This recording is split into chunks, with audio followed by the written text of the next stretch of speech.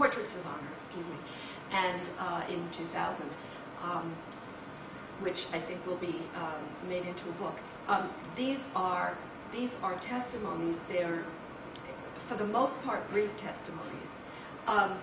It's different from getting to know someone over time and giving that person the opportunity to talk over time, over many years. That was the point.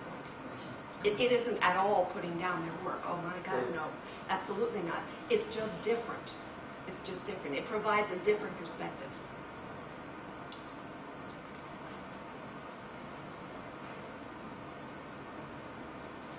Have you read The Inextinguishable Symphony? No, but I know of it. I know of it. I recommend that very highly. It's partly a romance. It's a love story about the father and mother of a PBS commentator, the flutist and the oldest, as I recall, who get together under the constraints, increasing constraints that the Nazis put on the ability of musicians to live their lives normally.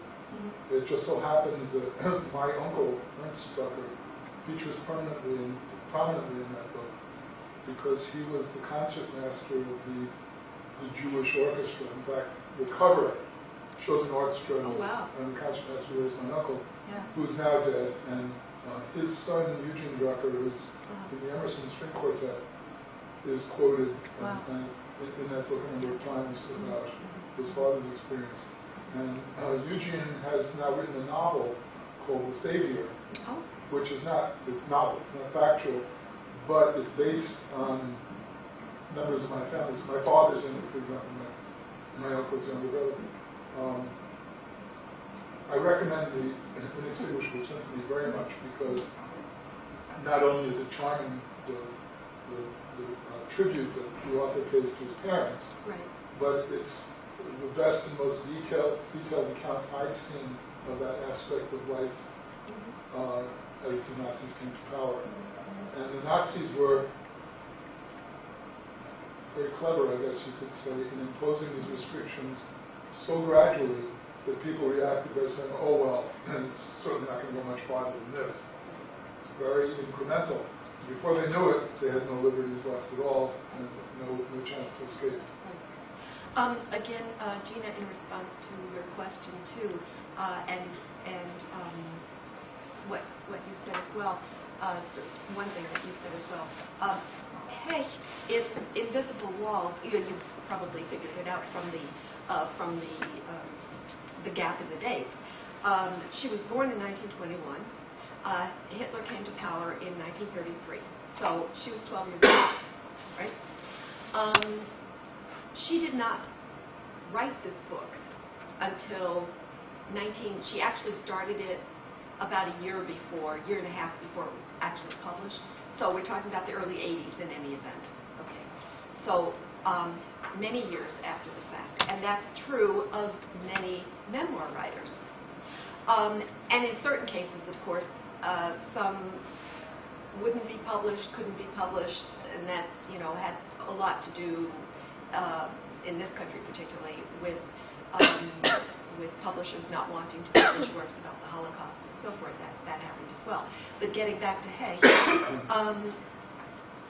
she read a particular book that focused on the Nuremberg laws.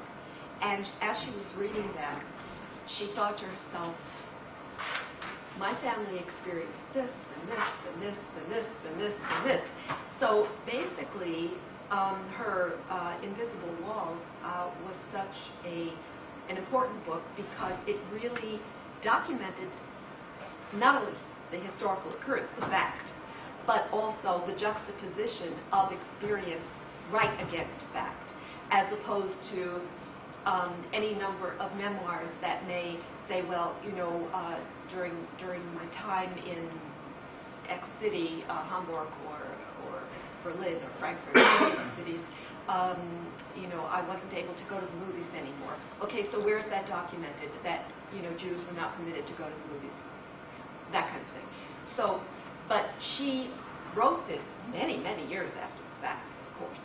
she was a child and then an adolescent and then so forth, as all of this was happening. So one might question, well, were her recollections accurate? Well, I've talked to her now over many decades, and that's where the aspect of knowing someone for a very long period of time and being able to interact with her and really know what she experienced was really true. And what she remembered she experienced was true. I wanted to make that point as well. There's also quite a bit of variation in people's memories. There are people with photographic memory. Right.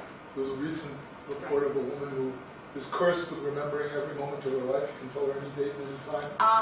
Tell you not only what she was doing, but what she was smelling, what she was hearing. That's unusual, I think, to have a tape recorder kind of mind. She was on the Today Show not too long ago. That's where I saw her for the first time. And apparently there are others like her. Not too many, but there are others like her. And then there are people like her who's not nearly as good. Right. Exactly. Exactly. Any other questions? Other questions?